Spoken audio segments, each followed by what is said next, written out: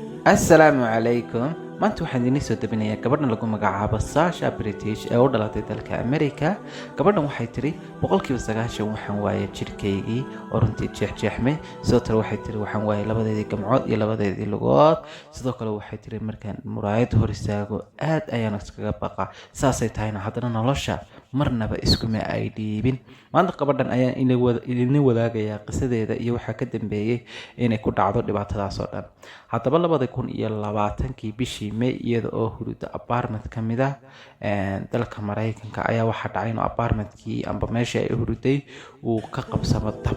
runtii dab aad u xoog badan oo ay ku naafowday uu meeshii qabsado. haddaba inantan koomay gashay muddo 4 bilood ah bay koomadiina ku jirtay.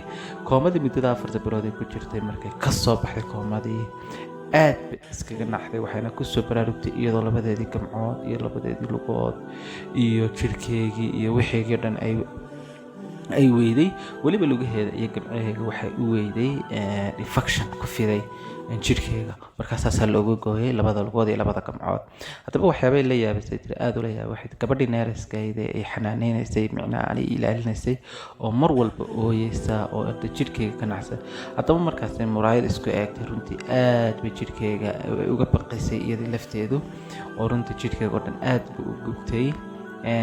sidoo kale waxay tiri 123 qalliin ayaan galay. runtii haddana iyadoo sidaa ah oo nolosha adag oo marxaladda adag oo dee dhibtaasoo badan soo martay haddana waxay aamintay in waxaan ay noloshu ay leedahay. inagana diinta islaamku dee halkay ka taagantahay qadarka waaba arkaan ka mid ah arkaamaha iimaanka. inuu qofku iimaan leeyahay waa arkaan ka mid ah waa arkaantii lixaad bay markayna qadarta alle hadda shar iyo khayr tahay aad rumaysid. marka aad ba run ahaantii inantani ay ugu qanacday wixii ku dhacay. haddaba waxay samaysay oo la yaab leh inay noloshii ayna isku dhiibin ay isku dayday inay hadasho oo markii kale hore may hadli kareeyeen ay isku dayday inay hadasho oo qisadeedaba ay la soo wadaagto baraha bulshada.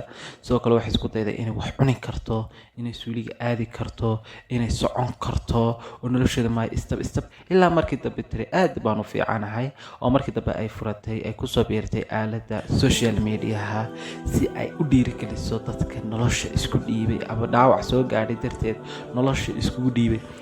bari bulshada soo gashay qaybta waliba TikTok ay ku soo horeysay 2021 bay soo gashay halkaas ku soo gudbiso nuxuha notification ay dadka ugu dirayso inay nolosheedii aad uga sii fiican tahay dhiiranaan amba waxay ku helaysaa deganaan oo halka istiraexayso kale ay dareemayso dad population badan ku sii baranayso famous ku noqotay runtii oo caan ku noqotay dad badan kula kulmeen oo xataa sidoo kale romantic jacayl ay ku samaysatay iyadoo marxaladda ku jirto.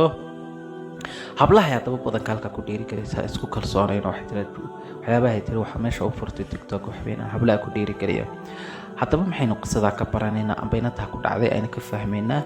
horta midda koobaad waxaynu ka baranaynaa oo ay tahay mar walba in wixii alla kuu qoro amba shar amba khayr inagu alxamdulillah dan muslimiin ay nahay oo marka hore waan ku barbaarnay in qadarta alla ku dhacdo. haddaba sanadkan dhamaanaya ee 2020kan maanta wax yar ay ka harsan yihiin dhowrka habeen ka harsan yihiin. haddii aad qorshe dhigatay oo qorshihii ku hagaagi waayay ha isdhiibin ha rajo dhigin 2023 ka imanaysa isku day inaad ka sii fiicnaatid. hadda sanadkan kuu soo galay ee 2020 dhamaanaya ee qadar alla kugu timi ha isdhiibin oo horan waan naafoobay oo horan fahankaygii baan soo jeeday oo horan waxaan isku dayo adeeg yahay ha oran ku celceli